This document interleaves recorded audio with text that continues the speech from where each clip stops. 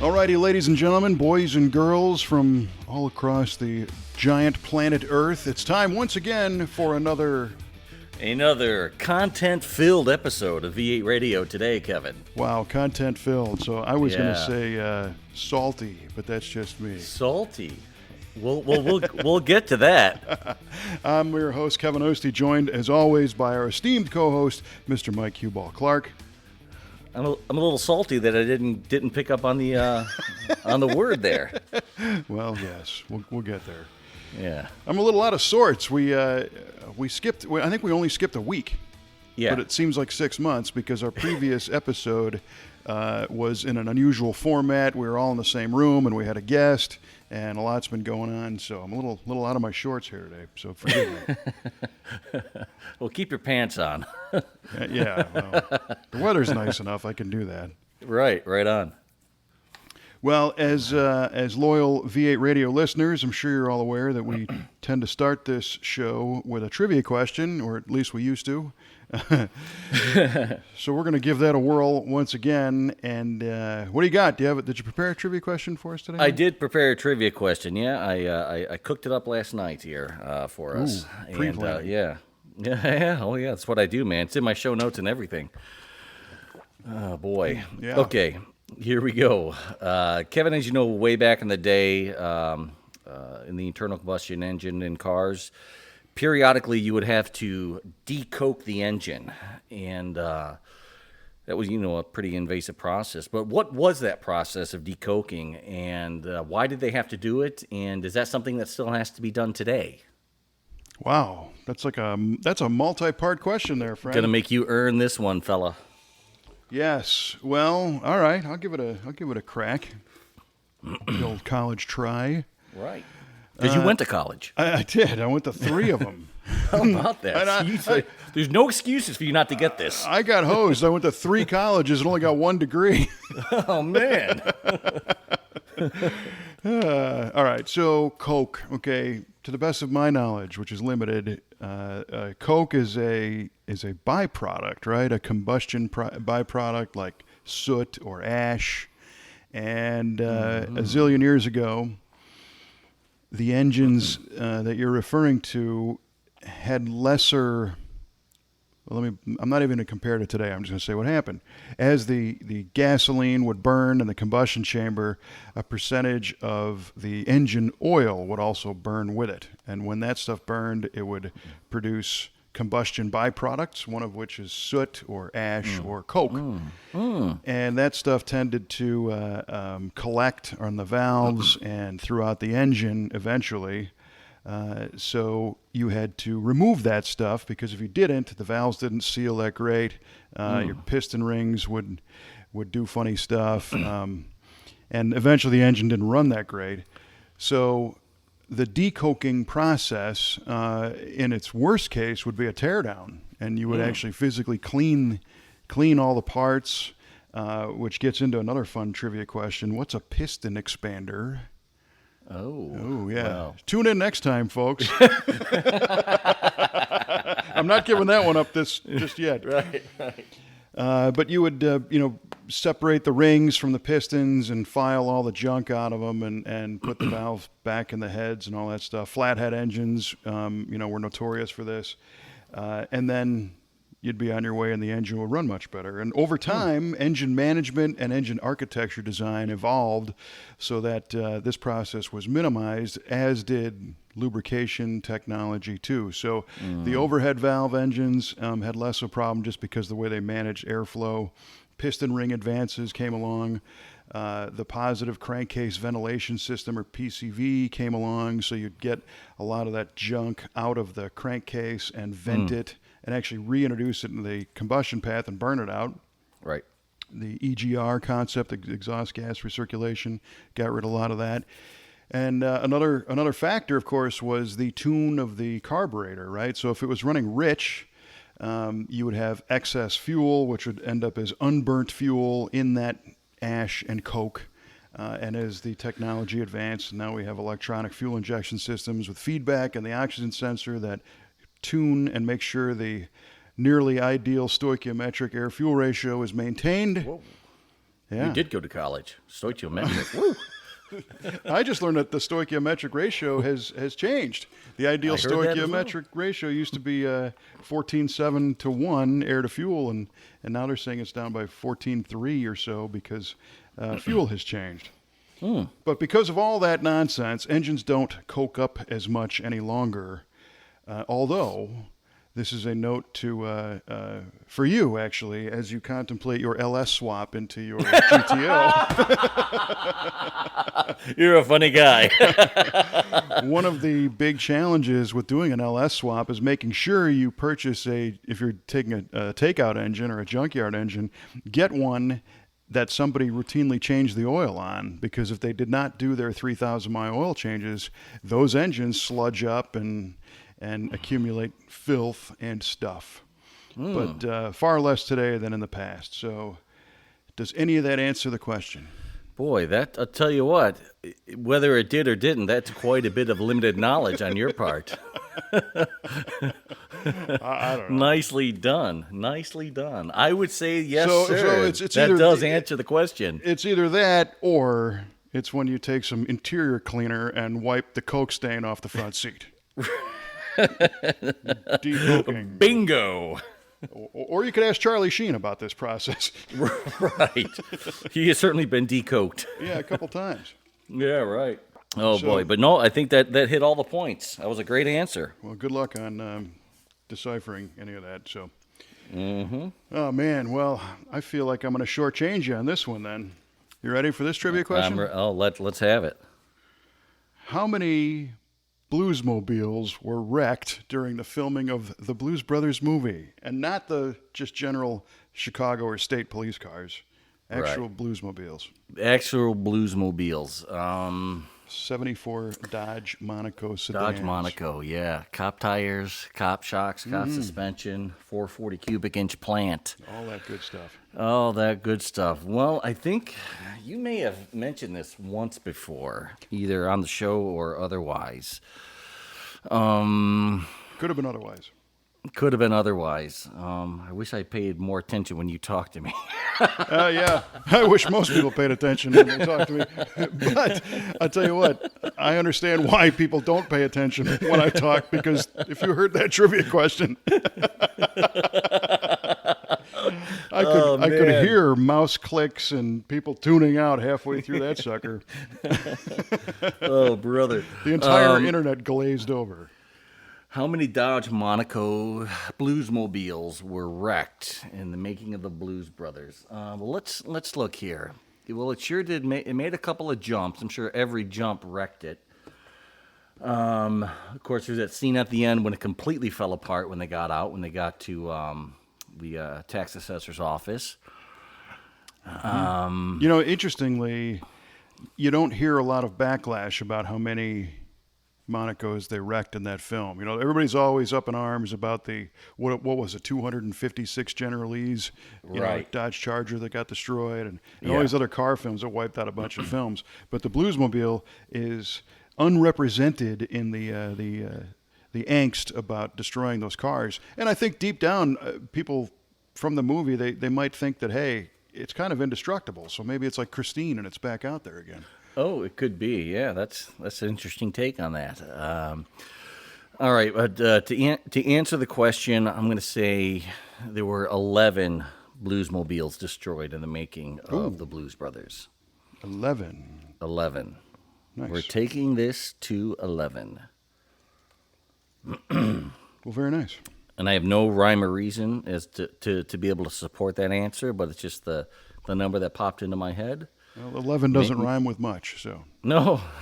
And it's not a very reasonable answer, but it's my answer. Yeah, all right. Well, good for you. Thank you. Duly noted. So it has been Summer of Kevin here all year long, and you've been doing some really pretty neat events. I mean, you did the Street Machine Nationals, right? Two of them. And yeah, two of them. You went up in Minnesota? Yeah, St. Paul and then Du Quoin. Yeah. All right, and you just got back recently from Bonneville. Yeah. Well, it has been pretty crazy, and I have to thank my wife Kelly, because she recognized after many years of marriage that in the summertime, we're always anticipating doing something fun and going somewhere and doing stuff, but there'd become this pattern where we'd either work all weekend or it's Saturday morning, and it's like, well, what do you want to do? I don't know. What do you want to do? I don't know. And we're fortunate to have, some opportunities both in our industry and because we also don't have kids. So, theoretically we could kind of, within financial reason, we could be doing Right. basically anything, but, Cool. we didn't, because we didn't plan stuff out properly. So this year she said enough of all that and put things on the calendar. And How about that? boy, did that calendar fill up. And when it's on the calendar, you stick to it. So I've been, very thankful that she did that. And this has been, she calls it the summer of fun. It has really been, you want to talk about something that's turned up to 11. It's been our travels, which is great. So Yeah. since our last cast, I went to Bonneville the week before that. Was in Florida at the Kennedy Space Center. Right, man. Right, and checking all that out. So that's a whole nother story. But you asked about Bonneville. This year was, I think, the 70th Speed Week anniversary of the SCTA, Southern California Timing Association. Of course, Bonneville, Utah is where they have the land speed racing, Right. except when I'm there. All right. Right. Yeah, the weather didn't quite cooperate with you on that weekend. So the weather was perfect until the night before, and then it rained a half an inch. And I got there on Friday, and I went with our friend Grady Reeser. Grady is not only a friend of ours, but he's a customer of ours. We've worked on a bunch of his cars before, and he's a gearhead, and he's got a 30 Model A that he just picked up recently, and he's been to the Salt Flats a few times, and really is thinking about building a car to go race. So he's trying to absorb as much as he can, and that's the way you do it. You go there and you hang out and talk to people, and Right. and there's some strategies, depending on what you want to do. It's like if you just want to go, you can go. If you just want to run, you can run. Or if you want to set a record and be in the book, there's another way to do that too. So Sure. Grady's not quite jonesing to have a record. He more wants a car and wants to run. So he was going to head out there with his son again this year. And Kelly noticed, oh, look, a blank spot in the calendar. So I get an instant message from her on my computer at work that says, you're going to Bonneville. And I went, yeah, right on, because it's a great experience. It's something I had never been to Speed Week. I've been to the Salt Flats before, but not to the race. So I had the opportunity to go from a Friday to a Monday, but the downside was because it had rained, the salt was wet, and the only way you can dry out the salt is by calling up Mother Nature and say, bring sunshine, because it just has to evaporate off. It's all you can Right. do. Nowhere for it to go, is there? Other than up. No. Yeah. And the scale of this event, and there's a whole bunch of things that I had a hard time getting my mind around. And the first one is, and granted they weren't racing, but even when they are, the pace of the event is pretty slow. So there's a lot of waiting. And, again, when the track conditions are not ideal or not safe, and that's the reason why they don't want to run, you wake up in the morning and either wait for the email or wait for the announcement that says, hey, we're going to race, or hey, we're not. And if you're not, well, you just pull up the lawn chairs and sit by the car under the canopy and wait. Have a cool car show. Totally. And it is awesome to go, walk through the pits because it's open and you can talk to people. And some racers took that opportunity to go through the car and evaluate and fix stuff because, if you have a land speed car, if you have a Streamliner or something, it's not like you can go race it every weekend somewhere and practice. Right. So your only opportunity is there. So and sometimes there are people and teams who come together just for this, who don't really spend time together. There are some that are together like every weekend up to this, and then they get there and they're waiting. So I was lucky enough to bump into a bunch of people that I know. So George Poteet's team, he had 2 cars there this year. The Blowfish, built by Rad Rides by Troy, the 68 Barracuda that was there, and got to see all those guys and talk with Troy and some of the other friends on the team. And then parked right next to it was his Speed Demon Streamliner, and Steve boy. Watt and Kenny Duttweiler and Chris Raschke from ARP and all those guys.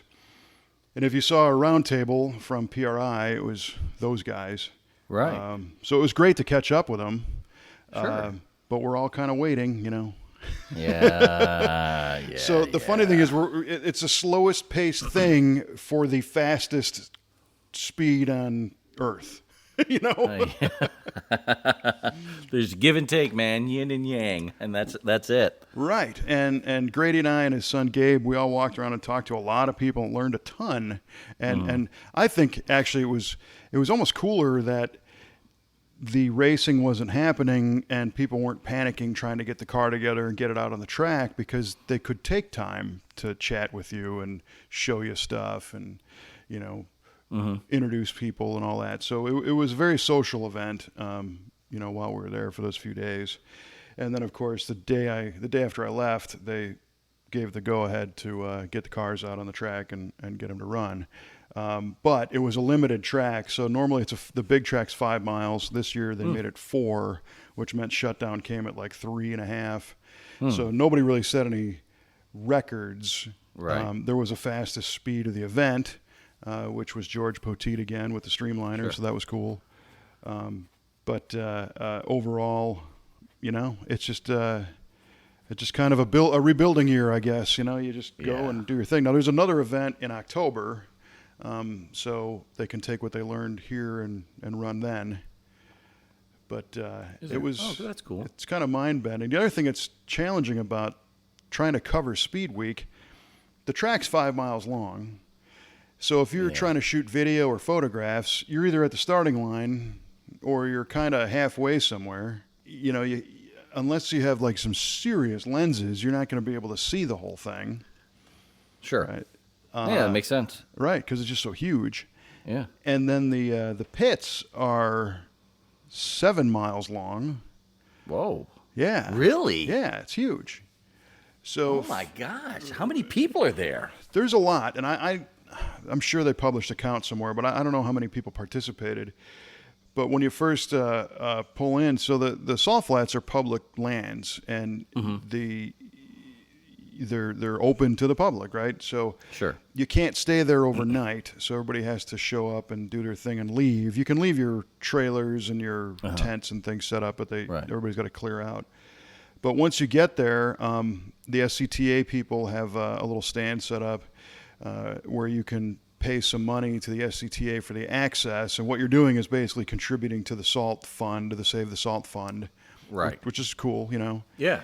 And then you drive a couple miles out into the salt, and that's where the check-in is and the tech station, where people are inspecting cars and all that jazz. And then for another few miles after that is just rows and rows of racers, and it's everything from 49cc motorcycles up to 3,500 horsepower Streamliners and everything in between. Jeez. So, yeah, That's cool, man.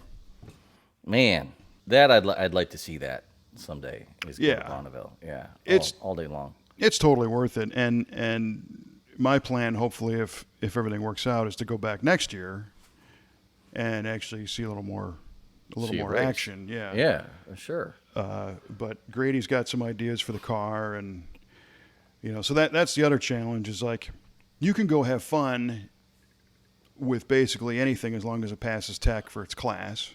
Okay. So we could take your GTO out there and find a stock V8 type class or whatever it's going to be. Make sure you got the safety gear and go run, Right. 100 miles an hour and say you did it, right? A lot of people do that.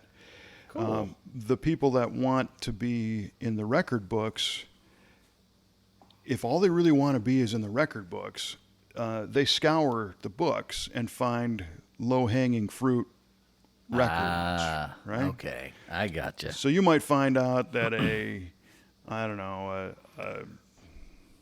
a motorcycle or a diesel powered something or a gasoline, I don't have the book in front of me. Something, yeah. Right. Might have a fairly, attainable speed record.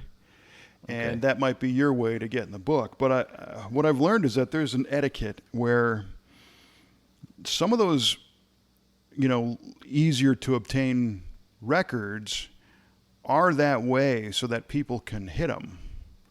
I think it's kind of frowned upon if there's this, I use that 49cc motorcycle example. I think that's up around 100 miles an hour for that bike. Holy cow. But if you went out and figured out a way to put 5 turbochargers on one legally and run it on, C16 or rocket fuel or something, and you ended up going 200 miles an hour in that class, well, you might not be looked at as such a hero because you took the opportunity away for somebody else to go 103. Sure. And be in the book, That makes a lot of sense. You want to have some sportsmanship about it and not just be, some kind of douche that just wants to blow everything away. It's like, look what I did. Yeah, man. Right. So, and it's kind of a rite of passage, if you get in the book, and if it's one of those kind of records, you're in the book for a while, and somebody's going to beat it, but that's cool, Someone will go 104, and that's cool, and that's a sporting way to do it, and I get it. Yes, and I subscribe to that. I agree with that completely. Yeah, totally. Yeah. So when you start to look at the grand scheme of things, it's one of the few places where you are truly racing the record book and racing yourself, because it's not like a drag race where there's 2 of those 49cc motorcycles racing against each other. Everybody goes one at a time, and then they see the time and the speed. So everybody is very, very positive towards each other, trying to help each other out. The free exchange of knowledge is just unbelievable, and really? That is so cool. Yeah. And the SCTA organization has a little bit of a reputation of being, to say it politely, they're definitely sticklers for their rules and their safety stuff. So they can be a little challenging because it's subjective. So there are those who feel like your first time out, you're probably going to get run through the ringer on the rule book and through tech, which is only fair. They want to make sure everything's safe. Sure. But there are people that have been racing there for years, and they make them jump through all the hoops as well. So it's really up to them. And I heard something about the 200 mile an hour hat and the 200 mile an hour club. If you cross 200 miles an hour, they're supposed to give you this red hat, and you're in the club. Okay. But that isn't necessarily always the case. Just because you went that speed doesn't automatically get you in the club. Oh. They might say, well, others of your capacity are going, 250. So, unless you do that, then you'll be in the club, kind of thing. Oh, I see. Kind of adds to that mystique a little bit, and kind of fuels all that. So there's so many different aspects of that event. There's a whole nother side of it of people that just show up with cool cars that aren't competing. They just want to drive on the salt and be there and bring their hot rod there, to make that connection that they circled back to, as Burt Munro, the famous pilot of the world's fastest Indian motorcycle, said, this is hallowed ground here. So yeah, man, people want to come to that. And boy, these guys bring some cool cars out. All kinds of steel 32 Fords and fenders and no fenders and 40s and 50s cars, and it's kind of a badge of honor to go drive it out there and get the whole thing all covered in the salt and get your pictures. What a cool picture that's got to be. I mean, hanging in your den or on your desk or something like that. Your is. Car right on the salt with the mountains in the background covered in salt. Oh, that'd got to be great. It is, and it's a big mess. I believe that. Yeah, but it is super cool, and you can't take a bad picture out there. So that picture is a little easier to get than you might think. If you get out there, you can get it. The race course is I guess if I fully understand the layout of the direction of the track, it's kind of on the south end of where the racing area is, and to the north is that famous mountain range, and between the track and the range, I don't even know how many miles it is, but it's many miles. It looks like you can reach out and touch those mountains, but it's a long way out there. So there's no roads. I mean, you're free to drive wherever you want, except on the racetrack. So you can just cruise out towards the mountain and jump out and get your picture, So That's neat. Well, speaking of that, I mean, you were able to. Bonneville is kind of a bit of a family legacy for you. Your father was out at Bonneville, and took a picture in front of some mountains, and you were able to duplicate that picture standing in front of those same mountains. Yeah, that was interesting, and if I can put all this together right, doing some archaeology, anthropology on this photograph.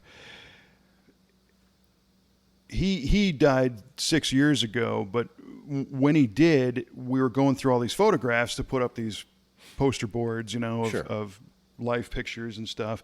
And I came across these pictures of him at Bonneville. And looking at the shirt that he's wearing, it's a shirt from a leisure suit, for crying out loud. And he's not wearing the leisure suit pants. It's just, Right. whatever he had, because he didn't care, and a giveaway is his watch. He's got this blue-faced watch, and the watch was given to him when he obtained the rank of, I believe, sergeant as a police officer. It was either sergeant or lieutenant, but it was in 1978. I have the watch, and it's carved in the back. I should go look at it right now, but it's in the other room. Right. But I recognize the watch, so I think, okay, well, that puts it at 78, 79 at least. Mm-hmm. And we did a family vacation to California in about 81, and it all started to come back to me that we stopped there. He wanted to see the salt, so I was there at the same time. But we didn't get like a big family picture. Right.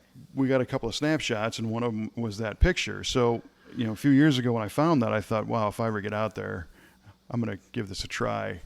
Yeah. And when I did, luckily our friend Grady is also a photographer, and he was perfectly willing to help recreate this shot. Sure. And we didn't have some of the details. We didn't have the same lens, and it was a different time of day, so the light hits us from opposite angles. But you're right. We found that exact same mountain range. Yeah. And stood pretty close to the same spot based on matching the camera lenses. Sure. But the other weird thing is that I think my dad and I are about a year apart in age. Is that right? In that picture, yeah. I think he was 46 and I'm 47, so it was kind of neat, That is neat. Right on. Yeah, that was pretty wild. So that is that same trip that when we went to California, and we talked about this before, but that trip to Universal Studios, and my dad talks about knowing John Landis from shooting the Blues Brothers. Right. That picture was probably taken a week after that. No kidding. Yeah. I'll be darned. I think on our way home. Yeah, that was a great story about your dad and John Landis. I love it.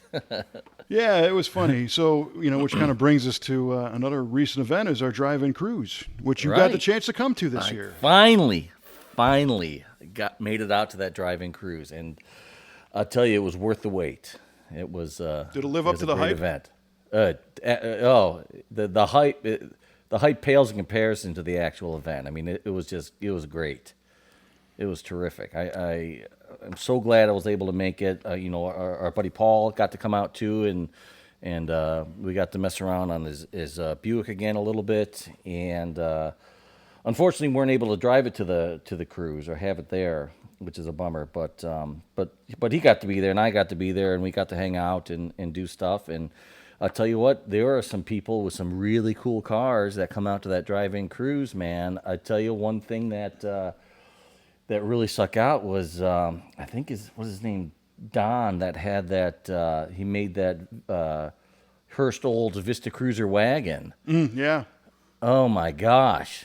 That thing looked like it was factory correct. It was beautiful. Yeah. It's neat. It's a 69.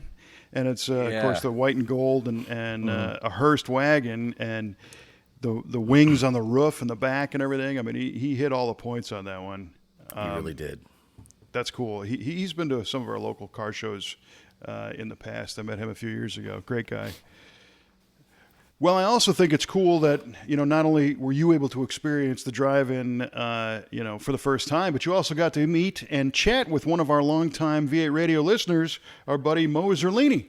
I sure did, and he was there in force with his beautiful 70 GTO, and we got to have a few words with him. And he's quite an interesting guy. He is. Let's hear what he has to say. All right, let's roll it. Okay, everyone, this is Mike Clarke from V8 Radio, and I'm here on location at the V8 TV Drive-In Cruise at the Skyview Drive-In. And I'm in front of a very beautiful 1970 GTO. And, sir, tell us all about the car. First, tell us what your name is. My name is Mo Zerlini. Tell us about the car. The car is a 1970 Pontiac GTO. It has a 400 engine, and just in the last 6 months, we had V8 Resto Shop remove the turbo hydromatic transmission and install the TKO 5-speed. Really? So, yes, sir. It's way more better. Way more Way better. more better. More gears, way more better. A lot more fun. Is It it? is a whole lot of fun. I would imagine having that overdrive gear is really great on the RPMs and It really is. helps the open road cruising. It is. And, It's around 70. You're just barely 1900. Maybe just a little, maybe a skosh over, but that's about all. Fantastic. 55. You're doing about 14 and a half, something like that. So it's got plenty of power. In fifth gear, if you want to go that, and you can lug it down and hit it, and it's just gone. So That's awesome. Yep. So this, yeah. from what I understand, this car has quite a bit of factory options on it. Yes, it does. It's factory air, cruise control. It has tilt steering wheel, rear window defogger, which is all factory. That's crazy. Factory air. So we had to take the torpedo compressor off because when it had it down at the V8 shop, right after we bought this thing, we had them removed all the belts set up and everything on this, and put the new serpentine drive, the whole works on it, and that meant that we had to change the compressor and put a Sudan on it, which is just a little smaller, but it well does the job. Sure, I understand those are pretty efficient compressors. They do a really They're good very job. good, very good. Yeah, a The man- little bit of less drag on the drive line. It is, and with that serpentine belt, you got a steady pull on it. You got Right. there's no slipping through the pulleys, no nothing. It's got a steady pull all the way through it. And it's a great car. It handles and drives, and I mean it rides like. My wife and I were discussing it on the way over, and she said this.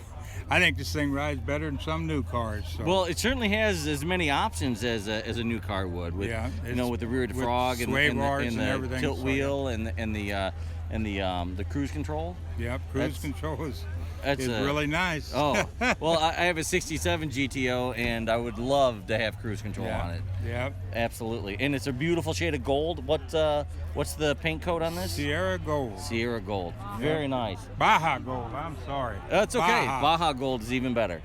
My secretary corrected me.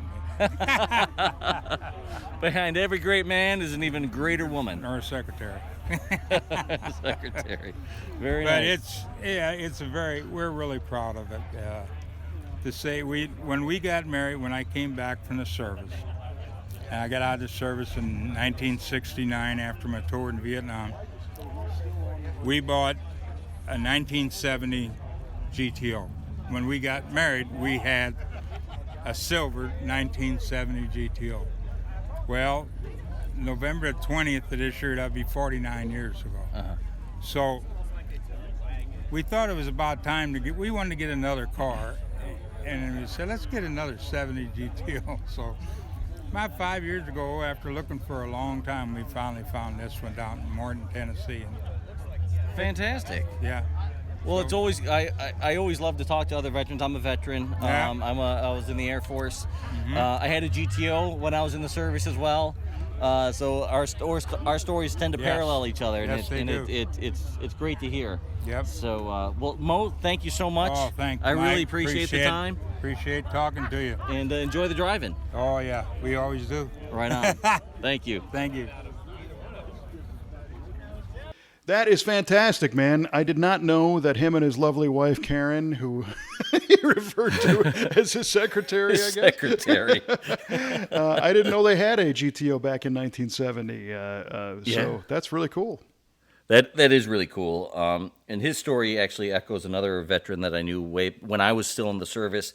He was another Vietnam vet, and he had a '68 GTO 4-speed car, and he was wounded, and he got out. He had his arm caught some shrapnel, and because it was a 4-speed car, he rode the gears, and it actually helped him rehabilitate his arm. Oh, wow. From driving across country, rowing the gears. Yeah, great story. Physical But therapy yeah, by shifting gears. Yeah, how about it? It should be for everyone. But Mo, he's quite a character. He's a funny guy. I really like him. And when we said in the past that I could drive his car, when I met up with him, the first thing out of my mouth was, "Where are those keys, Mo?" And he says, "Well, I told you could drive it, but I never said what day." So, Yep, that's so Mo. it's kind of the thing where I'd rather owe it to you than cheat you out of it, I think. Right. That's great.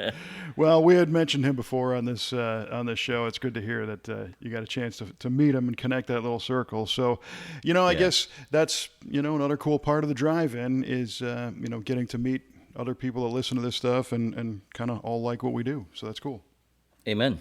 Yeah, well, I'm glad you guys made it down because for me, the drive-in cruise, this was our 5th year of doing it, and we're pretty close to it because we host the event, so it's hard Right. to get a handle on, how it went, really. But we always get good feedback, thank God. People always seem to have a good time there, and it's a multi-faceted event. Again, it's the car show until the sun goes down, and then the movie. Right. And this year we showed the Blues Brothers, and so it's like several waves of entertainment. You hang out with the car show. Oh, yeah. Talk to people, check stuff out, and then everybody just hangs out and watches the film when it gets dark. And it was cool. It was a good time this year. It's a unique event. It really is. I don't know of another one in the area that hosts anything like that.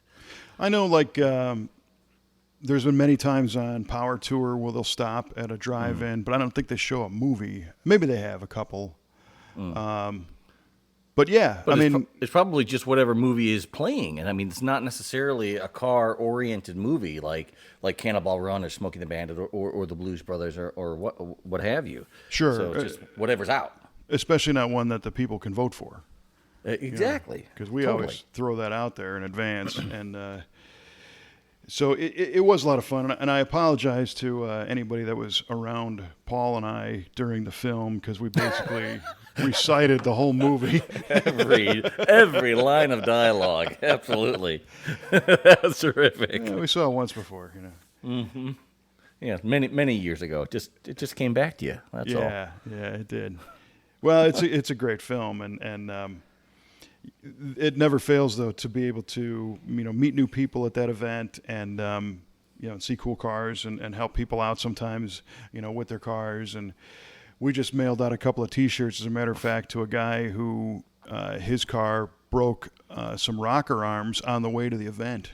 Oh no! And he couldn't make it, so he sent us a message. He's like, "Oh, guys, I really wish I could have been there, but my car broke down." And we're like, "Yeah, no problem." And he actually sent us pictures of his tickets. He's like, "No, here, look, I'm not kidding." I was like, "Wow, bummer." So we mailed him out some shirts at least. So Oh, that's cool. yeah, it's a fun thing. Very nice people come to that one.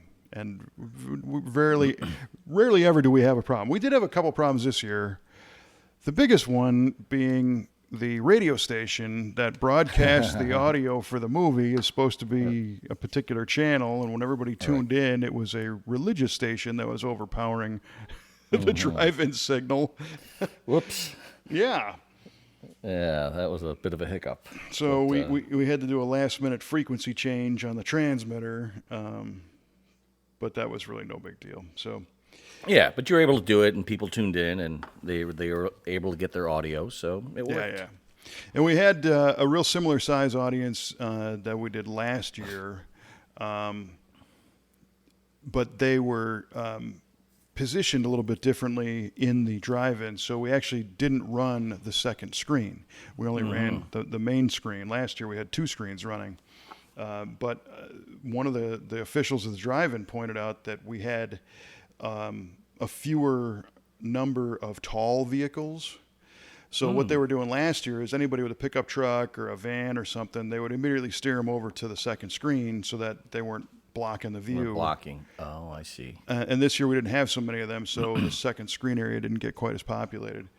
But that second screen concept, and this will be the first public release of our latest concept, an exclusive, folks. Oh, you heard it here first. That's right. What we're thinking about doing is every year, like we mentioned, we put out a poll online for people to vote for what kind of film they want. And our films we've been showing have been largely kind of classic car films. So like you said, Cannonball, Smokey and the Bandit, Bullet, Graffiti. Graffiti. Yeah, and Brothers, Blues Brothers this time. And we always get people who say, hey, man, how come you're playing all these old movies? What's all these old movies? And it depends on your age, if they're old or not. I don't think they're old at all. No, but the Blues Brothers came out in 1980 for crying out loud. Good and, heavens! We have a lot of like your daughter who's 16 and was born after she was born in what 03. She was born in 04. Actually, she's 15. Born in 04. Yeah, so 1980 is an old film. Yeah, it is pretty old. And what we're trying to it's do, it's like On the Waterfront for us is an old film, but for my mom, no, it's not old at all. yeah, right. You know what I mean? And we're always trying to engage, the next generation. So, but the flip side is, if we were to play like the latest sequel of one of the Fast and Furious films that your daughter might be into, the rest of the crowd, that are used to the older stuff, they're not going to show up. They're Right. like, what's this? So it dawned on us that we have 2 screens. So what we're going to do next year is on screen A, we will show one film, and we will show something from a different era on screen B. And we might expand our footprint to welcome a whole new crowd that doesn't really know or care about something like Cannonball Run. But maybe they're into Cars or the Legend of Ricky Bobby or one of the Furious films, and you don't have to watch it because you could see the other screen. That's, by God, man, you're a thinker. Yeah, it only Nicely took done. 5 years for the obvious to hit me in the head. What the point is, it hit you, so that's good, and you're doing something about it. So. That's a great idea. They show maybe two different genres of car film to appease the boy racer in all of us. Right. Yeah. Right on. Well put. Thank you. And the other thing that we always hear about is the timing of this. And right now it's the 3rd Thursday in August, right, is when we host this. And it seems like we've moved the date around a little bit to accommodate other things. But this year in particular, it seemed like there was a lot of people who couldn't come because their kids were starting school like that day or the day after, and they didn't want to be out. So there's a whole thing about why don't we have this on the weekend. And the owner of the drive-in had told us initially that you can't do it on the weekend because that's when we have to show the real films. Right.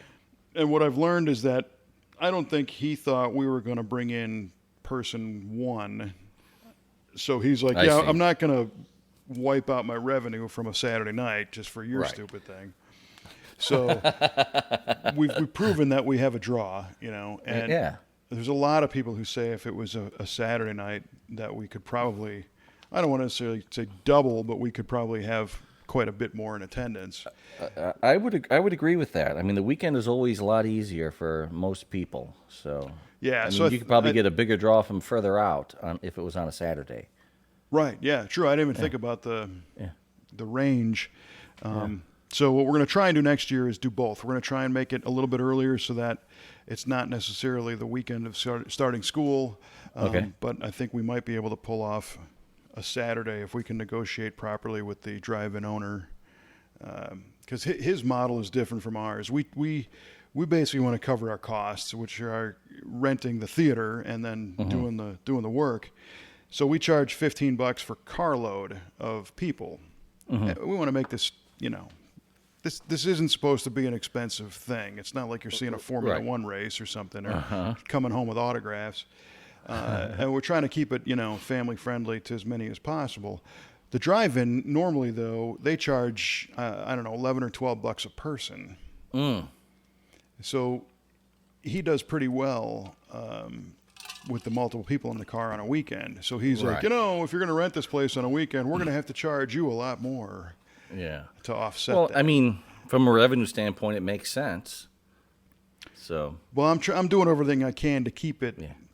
Keep it affordable. Sure. Yeah, per carload, and if it's, we think we can probably pull it off at $15, especially if we do the second screen and there is some response, and then it'll be a nice, just a nice thing, that's how it ends up being. Right on. Yeah, if you can pack the place, I'm sure it'll be more than fine from an admission standpoint. Yes, and this year, I'll admit I did probably minimal promotion compared to the past other 4 years, partially because I was, everywhere Summer this Kevin. summer. Yeah, right. Doing all kinds of other stuff. But, the word is out there, and we have a lot of repeats that come, and the crowd was still there. So I think if we, ramp up those promotional efforts a little bit. We had some great sponsors again this year and some new ones that were added. The whole list is on our driveincruise.com website.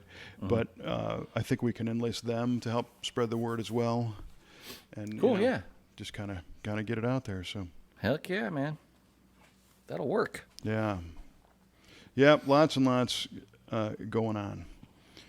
When the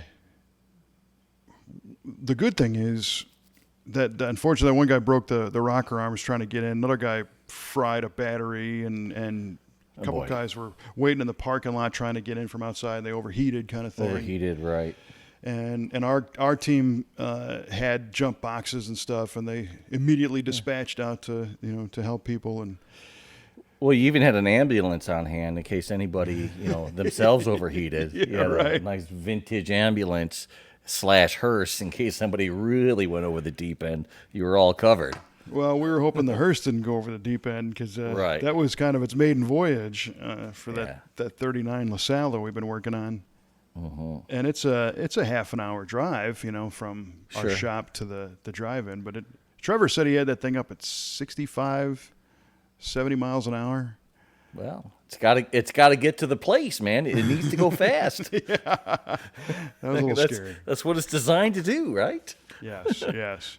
Well, and it seems like, everything in our world comes in waves. So that's a municipal type vehicle. And then last week, a 1948 Ford Georgia State Patrol car showed up at the shop. My goodness. Yeah. So now it's that's awesome. A bunch of municipal cars are showing up. And that one is kind of interesting because it was in the collection of the guy that owned and started the Chick-fil-A restaurant chain. Is that right? Yeah. I'll be darned. And in fact, if you go online and look him up, I think his last name is Christie. There's a few photographic scenes and tours of his collection. He passed away a few years ago, but he had over 200 cars, and you can see that 48 in the building, so it's been authenticated. Nice. And the current owner actually is a local guy who owns a Chick-fil-A restaurant and bought it from him, and he bought a couple of cars from him and needs some help with them. So the 48 Ford has come to our shop for some, I don't know, we'll see what he wants to do. All the rubber's off the tires, and it needs some brake work and suspension work. Okay. At the very minimum, but we'll see if he wants to do anything else with it. But that's kind of neat. It just needs a little bit to make it roadworthy and safe, right? Yeah, I gotcha. Kind of the big once over. The only thing you're missing now is to have a real bluesmobile show up there for some work. How great would that be? Yeah, that'd be pretty cool. That would be pretty cool. Although right now, on the way to the morning of the drive-in event, it's been tradition where I have driven our 62 Galaxy to the shop, and then we load it up with stuff and take it to the drive-in that night. And I broke it. Kelly and I broke it on the way in. Gosh darn it. Yep. Dadgummit, old cars. Well, and it's a little bit of a mystery. The overdrive kind of went away. So as driving along, Kelly thought it was on fire, which it's a good thing it wasn't. Boy. She saw smoke come up from under the dash, so we immediately pull over on this highway road, jump out, grab the fire extinguisher, and crawling all over it. But I couldn't smell it. I couldn't really tell. So okay, let's drive away. And as we're driving away, it's falling in and out of overdrive. And when it goes in overdrive, it's slipping. So it's like, oh boy, man. Man. So the Galaxy did not make the show this year. But it falls into that philosophy that we have. It's not if it breaks, it's when it breaks, It's going to happen. And, what we're trying to work with our customers at the shop more and more of having a mindset that, preparing them for that. Even if they do a full restoration on a car, it's still going to break, Right. Yeah. I mean, people, I think they need to realize, you went from the ground up on this thing. It's still something that's man-made. It's still subject to breakdowns, either just from too much use, a part wearing out, or, an even rarer thing is the part that was one of the parts that were put in may have been faulty from the beginning, and it was just hanging on, and it breaks down later. So it's sometimes that's not that rare either. Oh boy. But I think the important part is, you go buy a brand new Cadillac, they've got a service department right there for a reason, Exactly. Doesn't matter what it is. But I also fully understand and respect where it's like, hey, I just brought this car here to get fixed, and then I took it home and it's not fixed anymore. And that becomes, a stressful situation for everybody. Sure. So what we're telling people today is, hey, when it breaks, what matters is that we're here for you. Yeah. We're all on the same team. We're not happy it broke either. Right. It's your job to make sure it's not broken when it leaves and stays fixed. Right. So and you do everything in your power to make sure that happens. And there will be a time when that doesn't happen, and that's the nature of the beast, and you have to accept it. Got a car right now that came to us for some work. It went home, something unrelated to what we did broke. But the customer, all they're looking at is that, well, it just left your shop. It should be good to go. And in our case, so we had two choices. You can be standoffish and say, well, I had nothing to do with that other thing, so it's not my problem, which we don't do. Or the other side is there's a lot of systems on this car, and what you asked us to work on is fixed. But let's see if we can figure out what's going on with the rest of it, and we'll help you out. Sure. And that's a common thing, and I had to remind myself of that as the Galaxy was coasting down the. When it breaks, it's what you do afterwards that matters. You're right. Or and that's not. It's not to say that something that comes out is going to break all the time. No. I'm sure 9 times out of 10 or 99 times out of 100, everything's going to be fine. But there is that small percentage when it won't be fine. Right. And then you stand up with what you did, and you take care of it. Or if it's something, like you said, unrelated, you still look into it. Right. Yeah. We have very talented people on staff that can fix just about everything.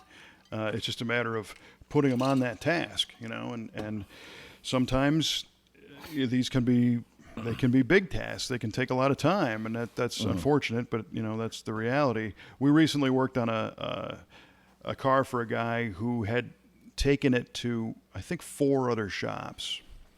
Oof. And had problems. They did some work, and it wasn't to his liking, and they didn't have the same attitude. They were like, we're done with this car, just get it out of here kind of thing. Oh, geez. Because nobody wants to, as a business owner, you don't want to absorb extra time fixing stuff because you're not getting paid for it, but you're putting the time in. Mm-hmm. If it's something you did, or the sticky part is if it's a part that fails, like you were saying, a brand new part, who pays for that? Sometimes the warranty is here, we'll give you another one, but what if it took 6 hours to put it in? Right. Yeah, that's just something you got to eat, and that stinks. It does stink, but the hope is that if you do put the time and remedy that you built the trust with the customer, and you'll get more business down the line to help amortize that little loss, and it'll all work out in the end. Right. Yeah. So this individual, not only did he go to 4 different shops, but the last one did a disc brake conversion and didn't do it right. Oh boy. Yeah, and we found stuff kind of all over the car that needed help. And when he brought it to us for problem A, and all of a sudden we find, and B, C, D, and E. Well, and not only that, I understand the customer standpoint because he's done with getting, I don't want to say getting taken, but feeling like he's been taken advantage of because all these people promised him something and it just cost more and more and it wasn't fixed. Yeah. And so when we initially talked, he's like, okay, well, I want these 3 things done. What do you think it's going to cost? So we looked up the parts. We estimated the time, talked to technicians. We said, okay, we think it's going to be in this range. And here you go. He's like, okay, well, if you can keep it under this amount, we're on. Well, that's when the car comes in and we find other stuff. Yeah. So, we end up presenting it, and he's like, hey, wait a minute. You said it was going to be this, and that's the sticky part because until you completely disassemble a car, you don't know the last person that wired it or did whatever, and sometimes you got to do those 3 or 4 things to find the next one that's not right. Mm-hmm. But luckily for this gentleman, we were able to take care of those items for him. He called, brought the car back to fix additional unrelated stuff, came back again to fix additional unrelated stuff. So he's very happy with the work, wrote us a nice review, and good. And that's good. Yeah, right. Those are the good ones. But yeah. But even the last time we said, okay, when this breaks. Right. Yeah. Well, I mean, it's good when you have a customer that understands what it is you're dealing with, and that you are dealing with an older car, and you are dealing with older systems that maybe they were touched by somebody else, maybe they weren't, maybe they're on the ragged edge of breakdown, and they don't know it, and you don't know it. Correct. Yeah. Until you get into it, and they realize, ooh, well. He found all this, and now I have the option of what I want to do about it. Whether I don't want to fix it now, I will fix it later. And the fact that you just didn't go into it, it's like, oh, we're going to fix all this stuff, and oh, you owe me $8,000, and we fixed all this stuff that was wrong, and well, it sure needed it, and having the communication between yourself and the customer, and having everybody on the same page is, I think, what really helps people build trust, helps you build trust with your customer. Yeah, and we definitely try, and the worst one is when, again, recently we had a guy bring us a car and he said, check these things over, and we did, and he said, is it good to go? And we said, sure, everything we checked is fine.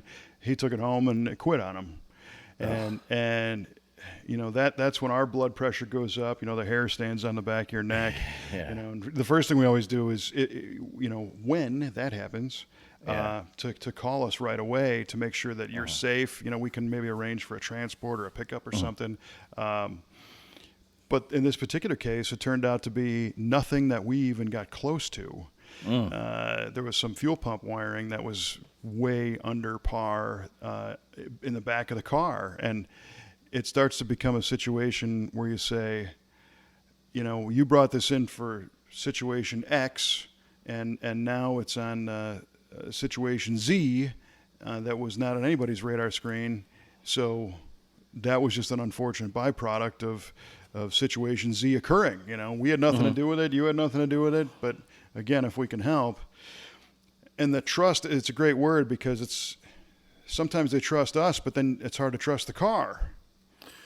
Right. If they don't know the car that well, and all of a sudden it did this kind of stuff to them. So how do you gain the trust in the car? Well, really, you got to spend a bunch of time going through the car to learn about it. Nobody just wants to pay somebody to learn about their car. Yeah, I understand. Do me a favor and crawl under the dash and examine every single wire connection and every single fluid coupling and everything, so that I know I can drive. And even then, nobody's got a crystal ball. So Right. I mean, you posted a picture recently of a hood with a bit of a filler problem. Oh yeah, with it. Oh no, there didn't have any filler problem. There was filler on that. There no was problem. plenty of filler. No problem. Yeah. So that particular case, it's a nice car. We've done a lot of work on it in the past. Customer lives a couple of states away, and he noticed that the hood started to crack on the peak. It's a '69 Chevelle, and we didn't paint the car. We did mechanical work on it. We knew that crack was there in the past when it first came in, but now it had grown. And he said, can you guys do something with this? So our painter, Jeff, looked at the crack, and he grabs a little screwdriver out of his pocket and flicks up into the crack and unearths what has to be at least 3/8 of an inch thick of body filler. Good on the gravy. hood. Yeah. That is crazy.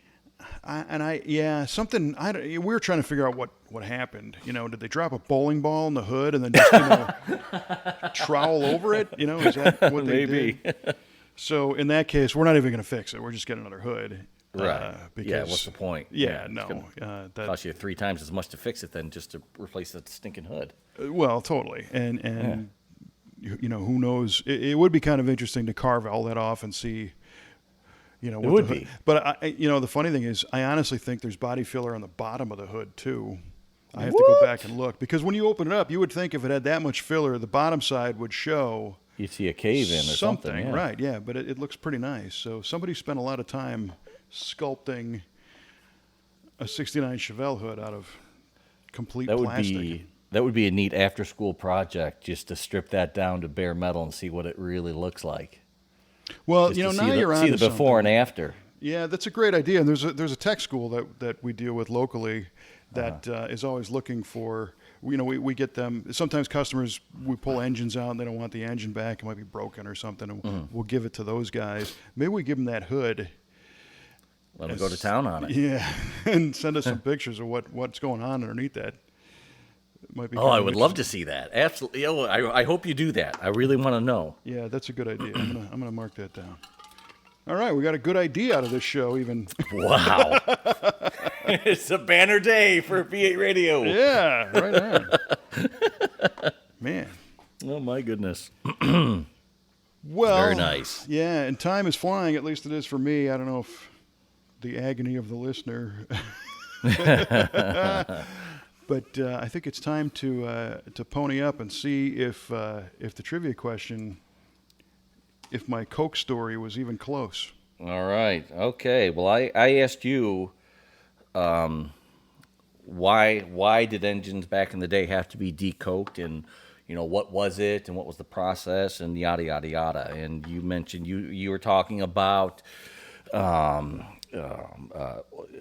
combustion byproducts collecting on valves and combustion chambers, and soot and oil and coke and things like that. And in the extreme case, you would have to tear the engine down and clean everything, get all that soot and buildup off, because the valves would stop sealing properly and the car would run miserably and all that good stuff. And you said in today's engines, because of lubrication advancements and a lot of emission controls and computer controls and fuel injection, that it's not that big of an ordeal these days. And by God, Kevin, you are right on every point. Every point. Wow, thank God. How about that? Yeah. The only thing that does come up is direct injected engines tend to start getting some of this buildup on valves, because in traditional fuel injection and carbureted engines, the gasoline acts as a good solvent and cleans those valves up quite a bit. But direct injected engines,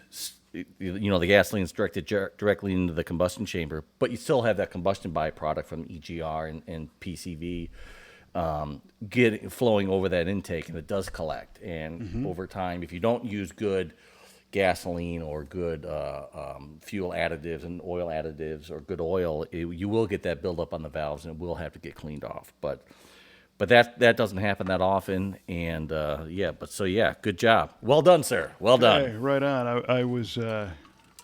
I was waiting for you to say like a one-word answer that I completely missed. Like Nope. It's water or something. Which is actually the way I used to clean this stuff. Is actually run water through them. And then I would have been just like a politician that talked for 20 minutes and said nothing. Well, good. No, good job, man. Didn't have that problem. All right. Yeah. Well, on the flip side, the question to you was how many Bluesmobiles were wrecked in the filming of the movie The Blues Brothers? Yeah. And your answer was 11, which was pretty insightful because you talked about, they jumped some and they wrecked some and the one blows apart at the end. The actual answer is 13. Oh, man. Yeah, so close. Real close. Yeah. Oh, gosh darn it. I don't feel bad about being wrong. No, in the spirit of the answer, you were right there. So that's good. Yeah. Oh, man. The one at the end, that self grenades, of course, was a prop. They cut the whole thing apart and put some release charges in it to get it to self-destruct and everything else. But yeah, they had some that flew, they had some that went fast, they had some that were designed to spin around and all that. One thing I think is fun, there's a scene where the Bluesmobile is driving under the L tracks in Chicago, and they show the speedometer and it's doing 118 miles an hour, and that was actually shot real speed. They didn't speed that up. Oh boy. And the director Landis said, they shot that early on a Sunday morning, and there was nobody out. And he said, "This looks fake. We need to make this real looking." So they inserted people on the sidewalk that are walking by. Oh, really? At actual speed as well to provide contrast, so you could get some context to see that the thing is actually going that fast. So another more silly trivia there. So right on. But anyway, still got the movie on the brain, obviously, from the drive-in. But yeah, right. Well, right on, man. Well, this was fun as always. Yes, sir. And we do have a little distribution update too. Now this podcast is carried on the iHeartRadio app, which is kind of cool. Yeah, I downloaded that and I found us on there, and it's pretty cool. Awesome. Yeah, the iHeart they claim to be the biggest distributor of podcasts now. So wow. Yeah, right. And then our friends at Apple iTunes that we always try to beat people up on. Apparently, they've changed some of their categories. Their categories, and you used to be able to click a category and see what the rankings were, and we were right. We've been in the top 20 and in the top 15 for quite a while. That all went away, but through another service, I got an email update saying that we were still number 16. So hey, that's cool. Thanks for that. Perfect. Yeah, and more fun stuff to come. So we promise it won't be quite as long for the next one. We had a lot to cover. As we hear a collective groan, in the audience. Oh, man, really? Can't you cut it down to a half hour, man? Yeah, right. No, because there's so much more we didn't touch on. There really, really is. My goodness. So, all right. Well, looking forward to all that next time. So, all right, man. Well, this was fun. This was great. Yeah, I'm glad we got back in the saddle there. I was kind of missing doing this. Yeah. Me too. Maybe next time we'll talk about your Canadian fishing trip. How about that? That was a good time. Yeah, I bet it was. Not a car to be seen, but a lot of fish. There you go.